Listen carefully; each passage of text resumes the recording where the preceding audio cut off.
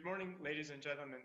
I would like to begin by thanking the organizers of the Asia Clean Energy Summit, as well as the Singapore International Energy Week 2020. Next slide, please. It's a great honor for me to share with you analysis that my colleagues around the world do on energy transition. Next slide, please. I would like to begin by showing you how the power sector has transitioned over the last 10 years. This map is showing you the most popular new source of electricity generation back in 2010. You can see a lot of dark colors on this slide. Black shows coal, gray shows gas power plants, and then the darker gray shows oil-fired power plants. You can see these technologies were very popular in 2010. Next slide, please. By 2014, you can see more yellow and wind on this map. Yellow is solar, wind is blue. You can see that solar and wind were becoming more popular by 2014. Next slide, please. And by 2019, you can see even more yellow and blue on this map. Next slide, please. If you tally up the total new capacity added between 2009 and 2019, you can see actually solar technology was the largest source of new capacity additions, ahead of coal, and even wind capacity additions were ahead of gas-fired power plants. Of course, solar and wind have lower capacity factors than coal and gas. As a result, today, solar and wind are only contributing about 10% of electricity overall. Next slide, please.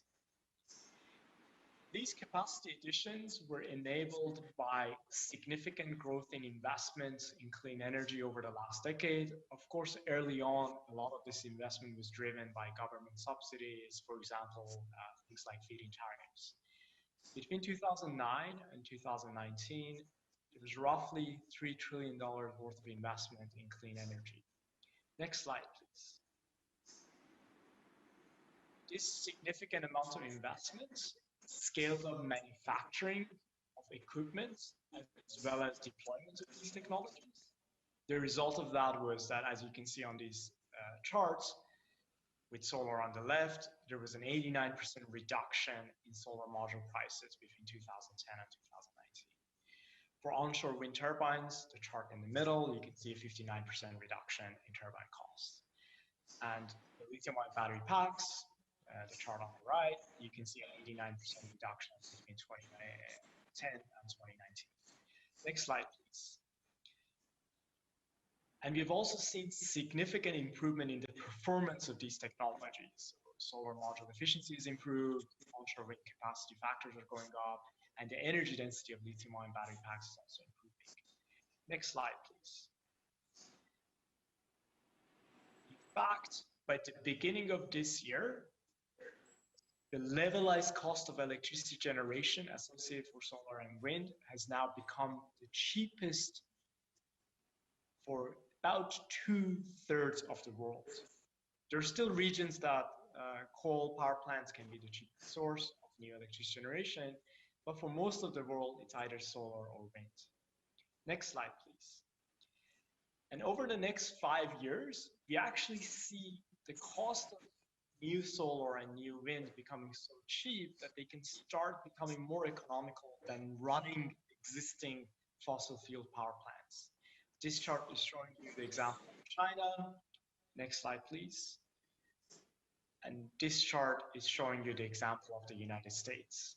So you can see solar and wind becoming even more cost effective than running existing coal and gas power plants. Next slide, please.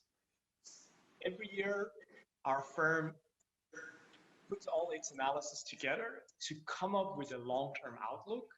It's my great pleasure to share with you our Energy Outlook 2020, which was just published. In this long-term outlook, we consider two scenarios: an economic transition scenario, which we're really looking at how the continued cost reduction in renewable will enable us to deploy more, and special scenarios targeted at achieving net zero. In the interest of time, I'm going to share with you the economic transition scenario results, and at the end, I'll give you some comments around the net zero. Next slide, please.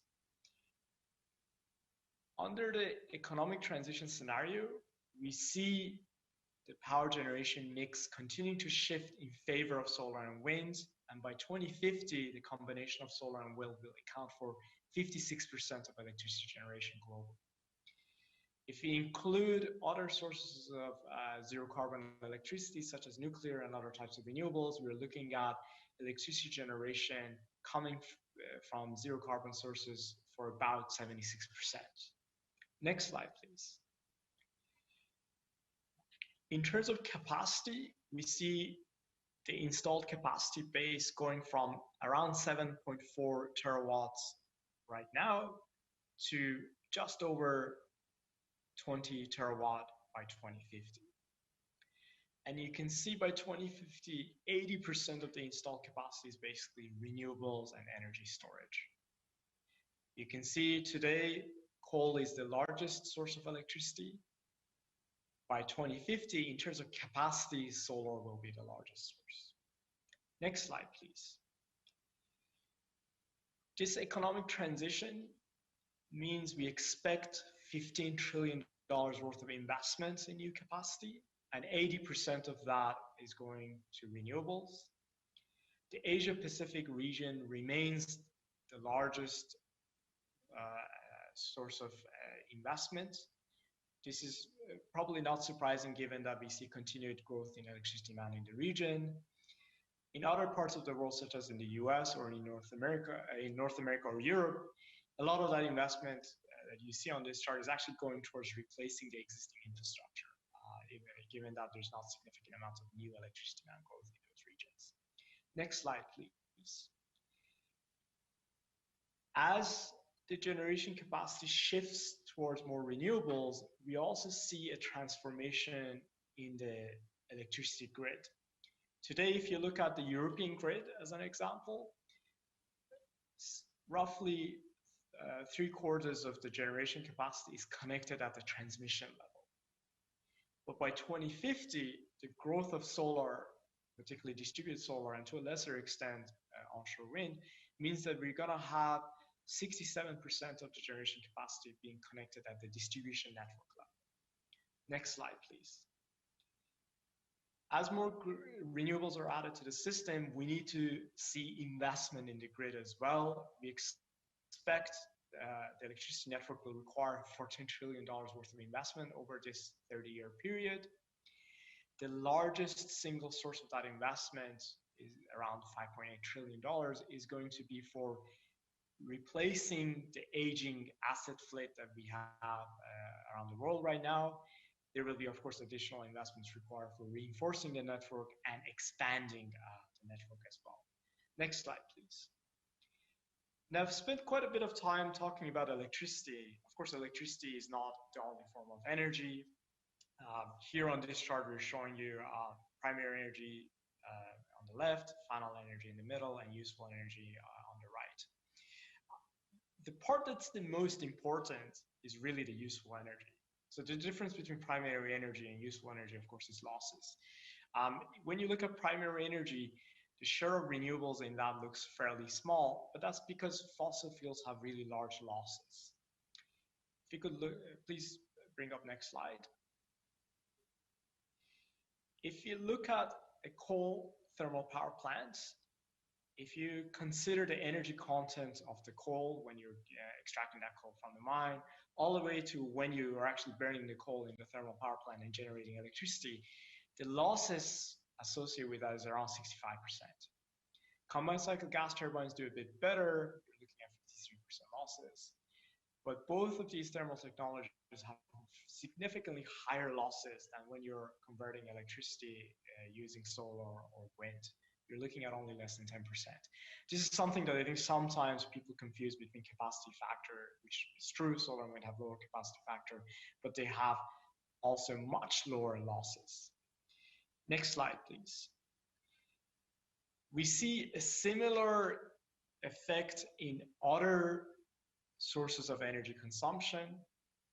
So if you take vehicles or steel production or building heat, when you switch from fossil fuels to electric, you gain a lot of efficiency.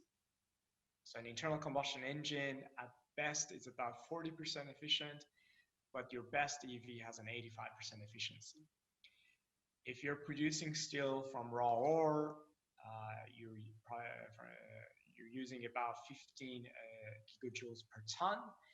But if you use scrap steel and use an electric arc furnace, you need just 20% of that energy. You need just 3 gigajoules per ton.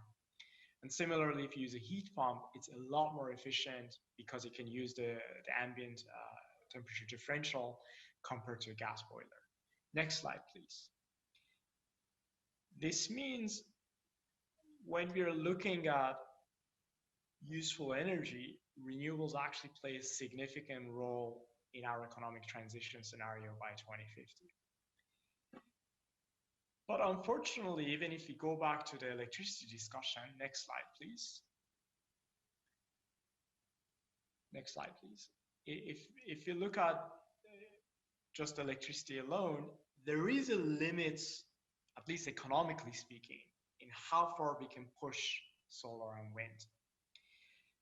Solar and wind, as I mentioned earlier, on a levelized cost of electricity generation, in most of the world are already cheaper than new sources of thermal power plants, and increasingly they can compete with the existing thermal power plants. But as we add more and more solar and wind into the system, we reach a limit where essentially the new solar and wind is competing with existing solar and wind, and the levelized cost of electricity generation from the existing asset mix becomes cheaper than adding new sources of solar and wind. Some of this has got to do with, of course, the variability of solar and wind. Solar you can't rely on when the sun doesn't shine. Wind you can't rely on when it's not windy. But aside from that, it's got also to do with the fact that as your mix becomes heavier in solar and wind, then the additional benefit of adding new solar and wind becomes less and less. Next slide, please. The limit for how much you can add economically varies by country, but the analysis we've done so far shows that there's probably an upper limit, economically speaking, around 80%. Countries with higher insulation and better wind speeds are at the high end of this limit. Countries with space limitations as well as low insulation or lower wind speeds will be at the lower end of this limit. Next slide, please.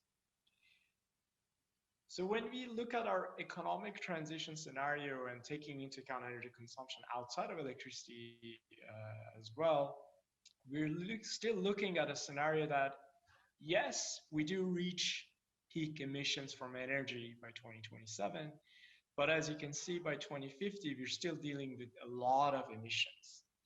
In fact, if we could go to the next slide, please. Next slide, please.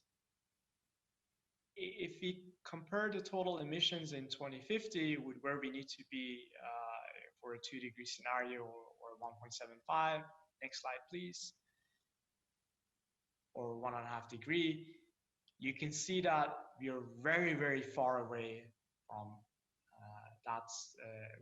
where we need to be under the economic transition scenario. Now, we've done the net zero carbon modeling as well. There are different pathways to achieve that. Roughly speaking, the basic principles is that, of course, you want to push energy efficiency as much as possible to reduce your final energy demand. Then you want to electrify as much as possible and make sure that electricity is coming from zero carbon sources. And finally, the remainder would have to be a clean molecule like hydrogen.